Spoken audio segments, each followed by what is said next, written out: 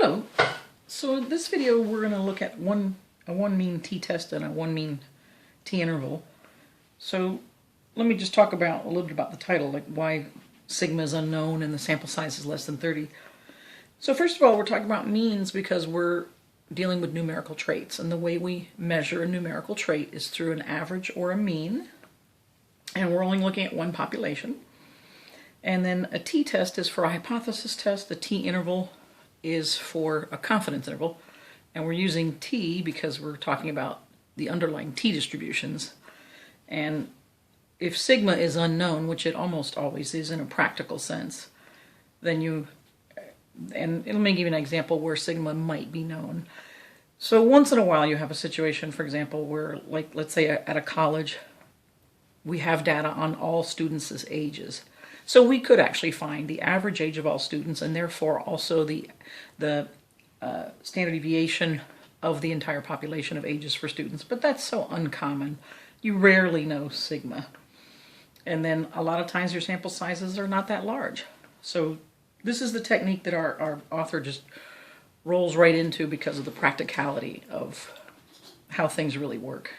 You know, normally you just don't know this stuff. So these are the typical kind of problems you're going to run into. So in this example, we have a company that promises that if you use their super duper 5-iron golf club, you're going to be able to hit a golf ball an average of more than 200 yards. And you decide to test this promise by randomly selecting different brands of golf balls, and of course hitting them with your super duper 5-iron. And here's what you get. These are the number of yards that the golf balls travel. And you wonder if the super duper iron performs as well as promised. All right, so let's go ahead and first label our problem. So what's the trait? The trait is the distance. Technically, it's the number of yards, right? So this is the trait. All right, it's the distance. And the population are all the golf balls. Right, population of all the golf balls that get hit. And technically what you're testing is the super duper 5-iron. Right, that's what you're actually testing. And what they're saying is that you can hit golf balls more than 200 yards, so that's what you're going to use for your alternative. Right. All right, so now let's take a look at the questions that you're going to be asked. So we'll look at the first one, the t-test.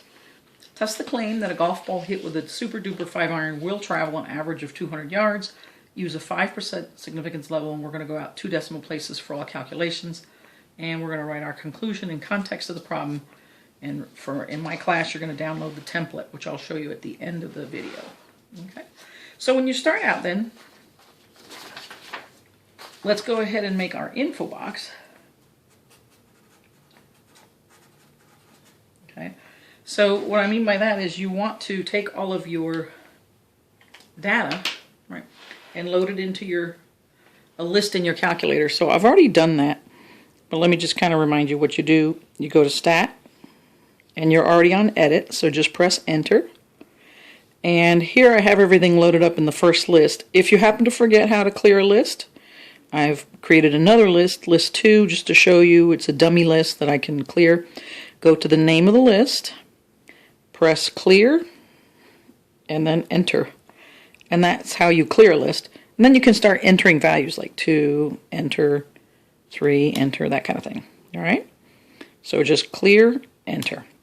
Now, I've already got all our values loaded up in List 1.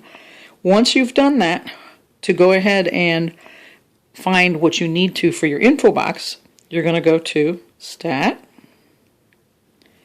move the cursor to the right, Calc, and then you're already on one variable statistics, so all you have to do is press Enter here.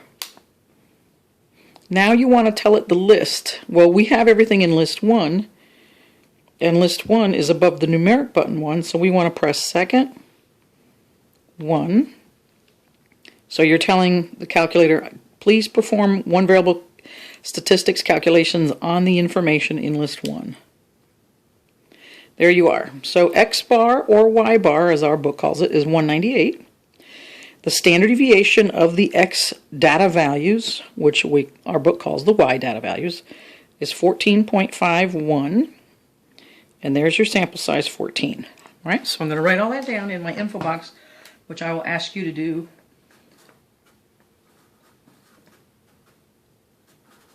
in part of your problem here. So standard deviation is 14.51, n is 14.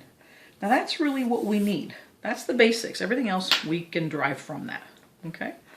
Now, since we're going to test the claim that the golf balls hit with a super duper 5-iron will travel an average of 200 yards, or for the alternative, will they travel more than that?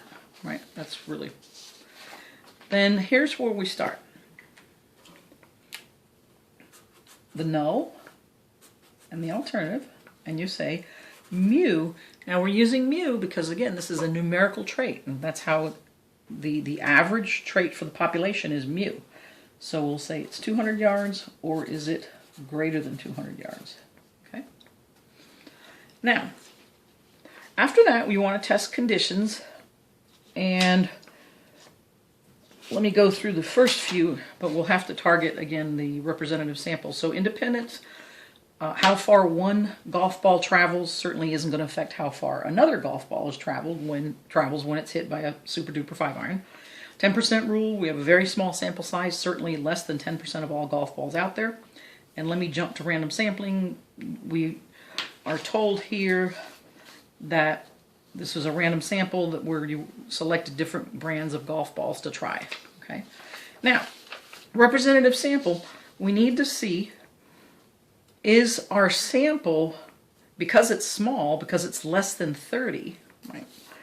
We have to show that the sample is approximately normal, and then the implication is that if the sample is normal, it must have come from a population that is normal. So therefore, if we kept taking samples, the sample means of those samples would be normal. So we would be fine. So we need to show that the population is approximately normal. How we do that is to show that the sample is approximately normal. Now let me show you, there's 3 different ways to do that. Now remember, our information is still in L1, all right? But what I'm going to do with that information is go to stat plot, so second y equals. And we can do this 3 different ways. We can do it through the histogram, through the box plot that shows you, the modified box plot that shows you if there's outliers, and the normal probability plot. So let me start with the normal probability plot. That's this one over here. Right? And let me select it. And we want to compare, we want to tell the data, say that the data is in L1, and we're going to compare it to the x-axis. When I press zoom 9, that's zoom, and then 9, I get this picture that basically says, as long as this is approximately linear, and it is, I mean, there's a little bit of deviation here, but pretty much this is quite linear, then that means that my sample is pretty much normal. So that's how you could do it through a normal probability plot. Let me go back to stat plot and instead look at a histogram. Okay, so let me select that. And I've got my information in L1. Now I want to press zoom 9 for the calculator to do all the automatic calculations for me. And this is pretty much normal. You know, it's a tad bit skewed to the left, but very, very little. So this is pretty normal. So since my sample looks pretty normal, I can assume that the population is normal. And here's my preference. My preference is to do this through a modified box plot. And again, you select whatever it is you want the calculator to do, tell it where the information is, and then press zoom 9. Zoom 9 is the automatic feature. Now again, you can see that this is a little bit skewed to the left because the distance from here to the median is a little bit longer from the median to the extreme value here. But that's okay, there's no outliers. That looks actually really good, relatively symmetric. So again, what I would do then is, oh, and let me show you what I do from here. Once this looks good, I press trace, which is under your viewing screen. I press trace, and it shows you your values. Like this is 164. And you can just press the right key, and it'll tell you all your values, right? 188 and all so on and so forth. So what I do here is I show you the box plot. You need to show me these values when you turn in your homework. Show me these values, and then you write the box plot is approximately normal, so the population can be assumed to be approximately normal. So there's our conditions. Okay. So once we've done our conditions now, we can say, oh, okay, I've done my hypotheses, I know my conditions are met. Now I'm ready to look at the distribution of sample means that I would expect to see if indeed the average number of yards that the golf balls travel is about 200 yards. Now, that means I'm looking at this. I'm testing to see here, mu is 200. Now I have to come here and I gotta figure out what is my standard error of the sample means. The standard error is S over square root of n. Okay, so S over square root of n, we have S, it's right here, 14.51. And n is 14, so we take the square root of 14. And when you put this in your calculator, you're going to get 3.88, and I'm asking you to go out 2 decimals, right? And this is what you'll use for calculations. Now for the actual distribution, I'm fine if you round this to 4, just so you can kind of see what you've got, because I don't like to get too many decimals. It gets a little confusing for me. All right, so you add 4, add 4, add 4 3 times, right? Subtract 4 3 times. Now again, what is this distribution telling me? It's the distribution of sample means. Now what does that mean again? Well, we took one sample of 14 values, and we found the average of this to be 198. So that's 1 y bar. So I would have one little dot here at 198, right? That's a y bar. But let's say we did this thousands of times. We took 14 golf balls, hit them with a 5-iron, and just recorded how many yards did it travel, and we found the average of those 14 values. Every time we take 14 values, we find the average of those 14 values, and that average is what goes into these piles.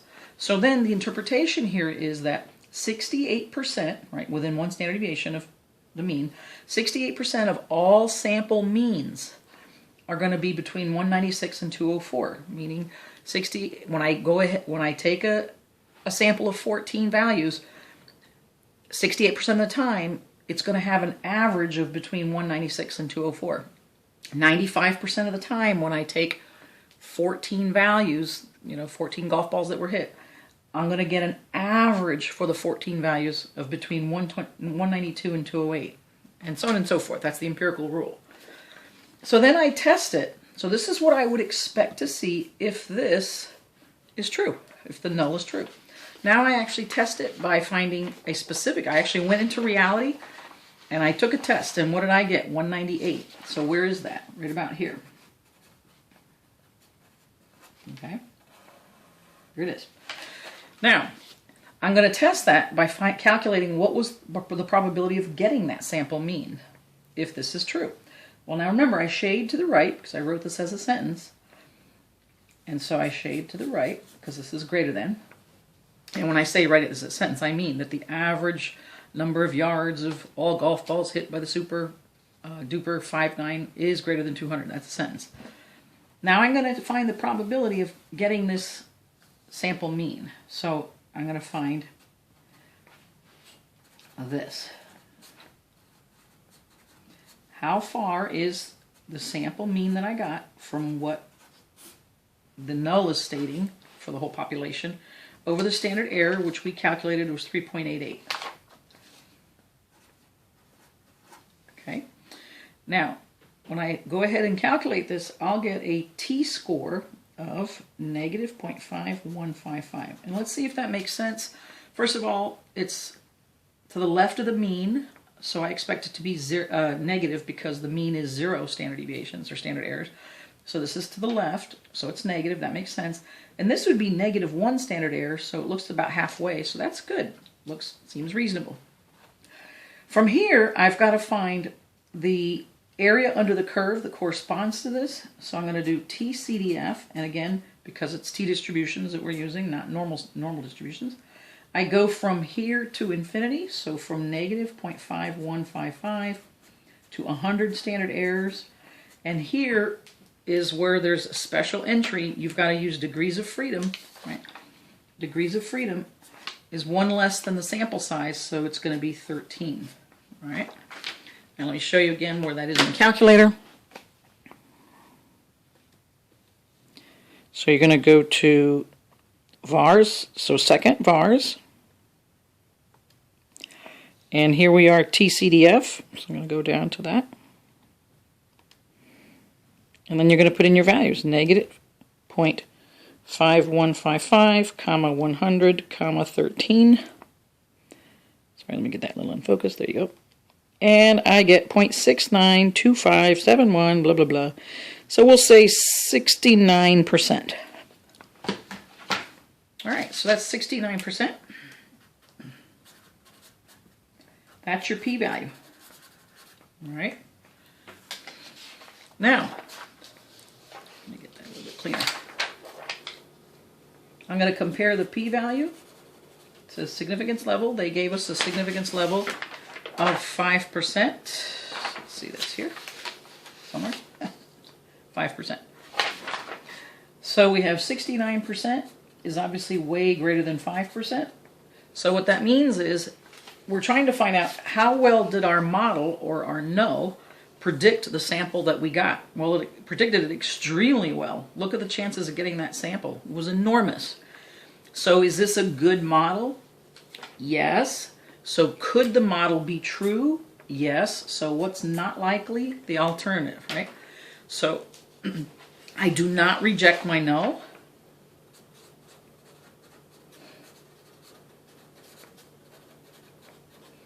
And then remember, once I know that I don't reject my null, I have two choices. There's strong evidence for the alternative, or there's not enough evidence for the alternative. Well, I don't agree with my alternative, so I would want to say there's not enough evidence that the alternative is true, right? So there's not enough evidence. And remember, let me just kind of go back, and when I'm translating this here, that mu is greater than 200, when I'm translating, mu is the average trait of the population. So the trait was number of yards, the population with all golf balls, and then you're testing the fact that you're hitting them with a super duper 5 iron. So this statement says the average number of yards of all golf balls travel when hit by a super duper 5 iron is more than 200 yards. So I then say there's not enough evidence, right? Since I'm not rejecting the null, there's not enough evidence that the average number of yards of all golf balls travel when hit by a super duper 5 iron is more than 200 yards. So in my decision then, would I want to buy it? No, I wouldn't want to buy that. It doesn't seem to be doing, a lot more than 200. 200 seems very plausible. Okay. Now, that's the hypothesis test. We now also want to go through a confidence interval, a 95% confidence interval. Now, I know this may seem painful, but it's really not at this point. It's actually, you've almost got everything you need, and this part is actually very quick. So, let's go ahead and go through it. So what we want to do is, for any confidence interval, always start with a sample and add or subtract the margin of error. Okay. Now your margin of error is some multiplier times the standard error. All right. So in our case, this is going to be, our sample is our y bar, plus or minus. Remember, we're going to use a t multiplier times the standard error. Okay. Well, we almost have everything. Y bar is 198. We've got to look up the t multiplier, and our standard error we already calculated was 3.88. See, I told you it wasn't so bad. Now, they asked for a 95% confidence interval, right? And our sample size is 14. So remember, our degrees of freedom are 13. So using this table, we go to 13 on our degrees of freedom, and we cross it with 95, and there it is, 2.160. All right? 2.160. Okay.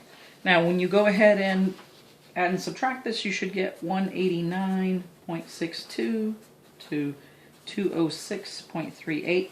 And remember, I enter this minus this times that, and then I recall the entire line by pressing second enter, back keying, and then just overwriting the minus with a plus. It's a lot faster. Just wanted to remind you that. So now when I write my sentence, I write with a 95% confidence. Right. The average of the trait for the population is between, for the thing that I'm testing, is between this and this. So the average number of yards, so the average of the trait for the population for all golf balls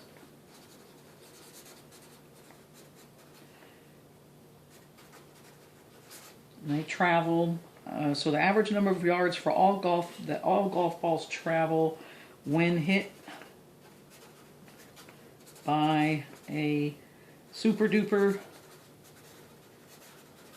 5-iron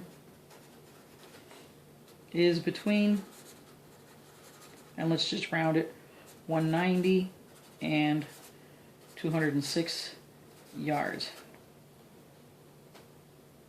All right, number of yards. Oh, I should just say this. The average number of yards all golf balls travel. Now, normally I have my... This is what I need for you all to do. If you make a mistake, please make sure you do this. Right? Because I told you I'm not grading anything with scratched out marks. There we go.